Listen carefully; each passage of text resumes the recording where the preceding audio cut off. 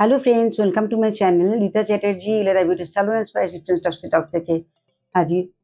আপনারা খুব ভালো আছেন আশা করি।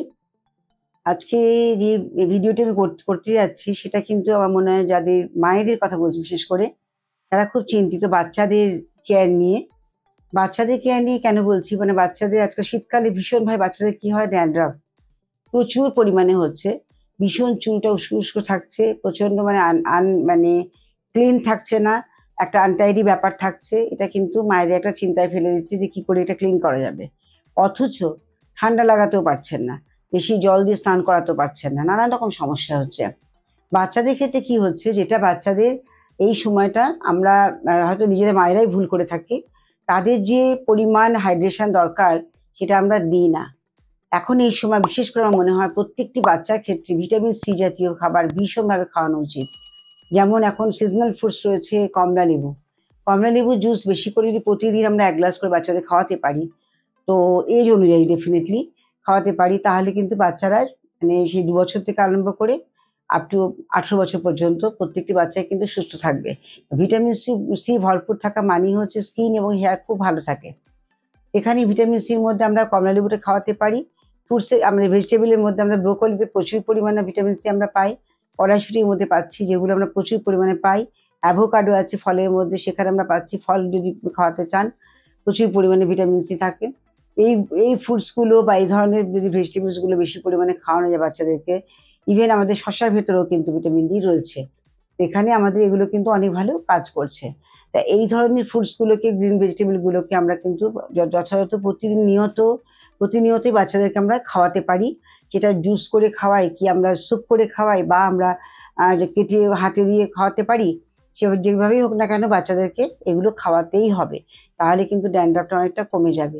ড্যান্ড্রাফ হয় কখন? যখন বাচ্চাদের চুল খুব অপরিষ্কার থাকে, ঠিকমতো আমরা পরিষ্কার করি না।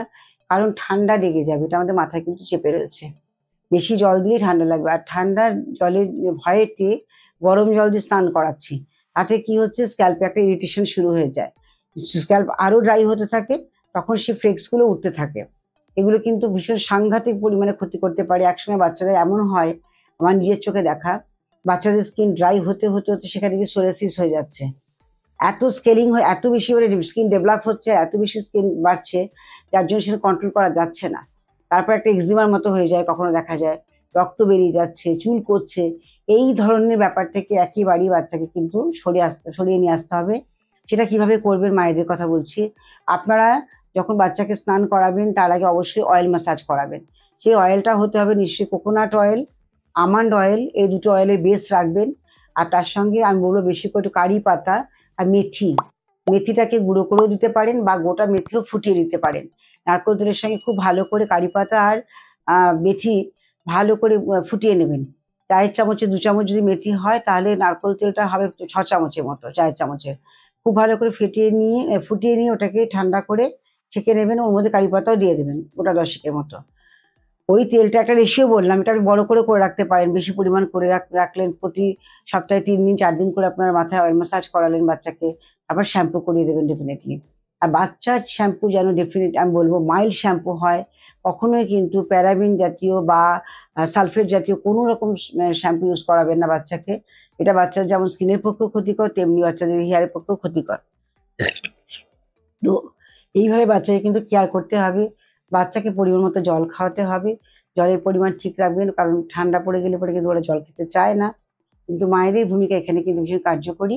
মায়েদের প্রতিনিয়ত বাচ্চারা ঘুরতে ফিরতে একটা গ্লাসে করে জল রেখে তাকে চুমুক দিয়ে খেতে বলবেন।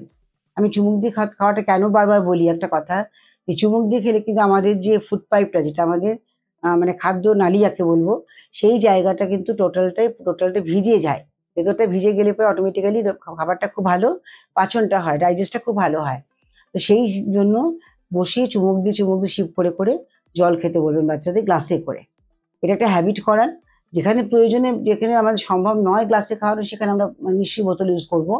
আদারওয়াইজ চেষ্টা করবো আমরা গ্লাসে করে বাচ্চাকে জল খাওয়ানোর। এটা করবেন। রাতের ঘুম যেন ঠিকমতো আসে দেখতে হবে। খুব ভালো করে কোমিং করাবেন। আঁচড়াতে বলবেন। যত ভালো করে কাঠের চিরুনি হয়তো ভীষণই ভালো, না হলে একটু বড় দাঁতের চিরুনি দিয়ে খুব ভালো করে কোমিং করাবেন। বেশি গরম জলে স্নান করাবেন না, তাতে বাচ্চাদের ক্ষতি হবে। একটা ঈষদুষ্ণ গরম জল লিউকওয়ার্ম ওয়াটারে নিয়ে সে তাই দিয়ে আপনার শ্যাম্পু করাবেন, তাই দিয়ে স্নান করাবেন। কারণ অতিরিক্ত স্নান করালে যেমন বাচ্চাদের ক্ষতি হয়, আবার কম স্নান করালেও সেখানেও ক্ষতি হয়। পেট গরম হয়ে যায়, শীতের সময় ভীষণ গরম সোয়েটার, গরম জামা কাপড় পরে বাচ্চারা, তো ন্যাচারাল অয়েলটাই ওদের কিন্তু শুকিয়ে যায়। সেই জন্য ওদেরকে কেয়ার করার জন্য আমাদের মাথায় রাখতে হবে যে ভালো করে অয়েল ম্যাসাজ করতে হবে। যত ভালো করে আমরা অয়েল ম্যাসাজ করবো তত আমাদের স্কিনটা হাইড্রেট হবে, স্কিন সফট হবে এবং স্মুথ হবে। তাই এইগুলো আমাদের নিজেদের কেয়ার করতে হবে বাচ্চাদের স্কিনের উপরে। আর হেয়ারের কথা বললাম, মাঝে মাঝে ট্রিম করাবেন, মানে চুল কাটাবেন বাচ্চাকে। 3 মাস পর পর চুল কাটিয়ে নিয়ে আসতে হবে। খুব ভালো করে অয়েল ম্যাসাজ করতে হবে, শ্যাম্পু করাতে হবে, জল খাওয়াতে হবে, ফ্রুটস খাওয়াতে হবে, গ্রিন ভেজিটেবল খাওয়াতে হবে। বাচ্চাকে একটু এক্সারসাইজের মধ্যে রাখতে হবে, যাতে তার টোটালটা একটা ব্লাড সার্কুলেশনটা খুব ভালো হয়, অক্সিজেন প্রপারলি পুরো বডিতে একটা হয়, এবং সেখানে কোনো রকম যেন বডিতে আড়ষ্টতাও না হয়, এনার্জি ফুলফিল হয়, মেটাবলিজম খুব ভালো থাকে, সেগুলোকে খেয়াল রাখতে হবে। বেবি কেয়ার করা মানে হচ্ছে বেবিকে কমপ্লিটলি একটা ফিজিক্যাল এক্সারসাইজের মধ্যে রাখতে পারলে ভালো হয়। যেমন আজকাল বাচ্চারা ভীষণ মোবাইলে অ্যাডিক্টেড, ঠিক তেমনি পাশাপাশি একটা তার সঙ্গে যদি এক্সারসাইজও করানো যায়, সে যে কোনো গেমস হোক না কেন, তাতেও কিন্তু বাচ্চা অনেক ভালো থাকবে। আর আজকাল বাচ্চারা কিন্তু যেমন চেস খেলা বা আমরা যেরকম বলি বাগাডুলি খেলা, এই ধরনের খেলাগুলো আমরা ঘরোয়া ইনডোর গেমস যেগুলো বলি সেগুলো, বা আমরা অনেক সময় এরকম কাটাকুটি এক কথায় বলি ক্রস কাটি খেলাগুলো, ওইগুলো করতে পারি, জাঙ্গল খেলতে পারি। এই জিনিসগুলো বাচ্চাদের কিন্তু দিলে পরে ওরা কিন্তু আস্তে আস্তে এন্টারটেনমেন্টটা একটু আর অন্যদিকে কিন্তু ঘুরিয়ে নিতে পারে। সেটা সেটা করতে হয় বাবা মাকে। আমরা একটু মানে কাজের ফাঁকি দেওয়ার জন্য বাচ্চাকে মোবাইলটা হাতে ধরিয়ে দিই। আর বাচ্চা ওখানেই অ্যাডিক্টেড হয়ে যায়। সেই জায়গা থেকে সরিয়ে আনতে হবে। এই যে মাথায় ড্যান্ড্রাফ হয়, এই যে মাথায় ওদের একটা বাজে রকম ব্যাকটেরিয়াকে নিয়ে থাকে, তাতে ওদের শরীর খারাপ হয়। এখানে না থেকে যদি আমরা একটু ওদের ওই ধরনের অ্যাক্টিভিটি থেকে আমরা মানে রাখতে পারি অ্যাক্টিভিটির ভেতরে, তাহলে কিন্তু বাচ্চা অনেক ভালো থাকবে। আর দেখবেন ধীরে ধীরে এই ধরনের ডিজিজগুলো আস্তে আস্তে কমে যাবে। নাহলে আপনার বাচ্চাও কিন্তু এই অযত্নের ফলে কি হতে পারে, এই ধরনের সোরিয়াসিস বা এক্সিমার শিকার হতে পারে। এটা কিন্তু ভয়ঙ্কর হবে। সেটা কিন্তু সলিউশন করা খুব মারাত্মক কঠিন। আর সেইখানেই অনেক অনেক স্টেরয়েড অ্যাপ্লাই করতে হয়, কিছু কিছু করার থাকে না। ডক্টররা এখন বাধ্য হয় সুস্থ করার জন্য বাচ্চাকে স্টেরয়েড দিয়ে দিচ্ছে। সেই জায়গা পর্যন্ত যেন না পৌঁছয়, তাই মায়েদের বলছি, মায়েরা কিন্তু যত্ন করুন বাচ্চাকে, এইভাবে করবেন। শীতকালে হলে স্নান অ্যাভয়েড করলেও তাকে একটা অভ্যেস করাতেই হবে, একটা টাইম ধরে করাবেন। আর একটা কথা, যেকোনো জিনিস একটা টাইম পাংচুয়ালিটি, যেটা আমরা শিখেছি ছোটবেলা থেকে বাবা মার কাছে, ঠিক আপনাদের কিন্তু সেই হ্যাবিটটা করাতে হবে। একটা পাংচুয়ালিটির মধ্যে রাখতে পারলে, যদি আমরা টাইমগুলো সঠিকভাবে ওদের ধরিয়ে দিই, এটা তোমার স্নানের টাইম, তোমার খাওয়ার টাইম, তোমার খেলার টাইম, এটা তোমার মুভি দেখার টাইম, এটা তোমার পড়াশোনা করার টাইম, সবটাই যদি আমরা রুটিনের মধ্যে রাখি, তো বাচ্চা ডেফিনেটলি খুব ভালোভাবে হেলদি বাচ্চা একটা হয়ে উঠতে পারে, এবং সেই বাচ্চা নিয়ে কিন্তু অত চিন্তাও করতে হয় না। আর গেমস তো ভীষণই দরকার। অ্যাক্টিভিটিস আজকাল আমরা সুইমিং দিচ্ছি, আর না হলে আমরা হয়তো কোনো ক্লাবে ভর্তি করে দিচ্ছি। সেগুলো করলেও ভালো, যদি ঠিকমতো করতে পারে কন্টিনিউ। সুইমিংয়ের সিজন আছে, তারপর অফ হয়ে যায়। সেখানে বাচ্চাকে কিন্তু মানে রাখলে চলবে না, সেটা কন্টিনিউ করতে হবে। এইভাবে বাচ্চাকে কেয়ার করুন। আর বাচ্চা চুল নিয়ে চিন্তা করবেন না, অয়েল ম্যাসাজ অবশ্যই করাবেন। অয়েল ম্যাসাজ করালে পরে ব্লাড সার্কুলেশন যেমন হয়, সেটা আমাদের হেয়ারও খুব ভালো ময়েশ্চার পাচ্ছে, তাতে চুলের কিন্তু গ্রোথটাও হয়। আর আমরা জানি ভিটামিন ই বা ভিটামিন এ এগুলো কিন্তু বাচ্চাদের কেন প্রয়োজন, দাঁত, চুল, ভিটামিন সি এগুলো দাঁত চুলকে ভীষণভাবে হার্ড রাখা, মানে শক্ত করে, এবং চুল গজাতেও সাহায্য করবে, দাঁতকেও সুস্থ রাখবে। অসময় যেন দাঁতে কোনো রকম পোকা না ধরে যাবার কিছু, অথবা প্রিম্যাচিওর গ্রেইং হেয়ার যেটা হয়, বাচ্চাদের বয়সের আগে চুল পেকে যায়, সেই জায়গাটাও কিন্তু অনেক সময় এই ধরনের নেগলিজেন্সির জন্য বাচ্চাদের হয়। তা সেগুলো কিন্তু অ্যাভয়েড করতে হবে। মায়েদের ভূমিকা বারবার বলছি, একটু কেয়ার করুন। বাচ্চারা আজকাল অবাধ্যতা করে, ঠিক কথা আমরা জানি, কিন্তু সেখানে মা যদি একটু সেইভাবে একটু মানে ট্রেন্ড করেন, তো ডেফিনেটলি সে কিন্তু আবার ব্যাকে ফিরে আসতে পারে, সে কিন্তু তার রুটিনটাকে ফলো করতে পারে, আর সেও হতে পারে খুব সুস্থ একটা সুন্দর বাচ্চা, একটা হেলদি বেবি। আর যেটা মায়েদের কিন্তু আনন্দও দেয়। সেই জন্য মায়েরা হাল ছাড়বেন না, বাচ্চাকে চেষ্টা করুন, তারা কিন্তু আবার সে তাদের রুটিনে ফিরে আসবে।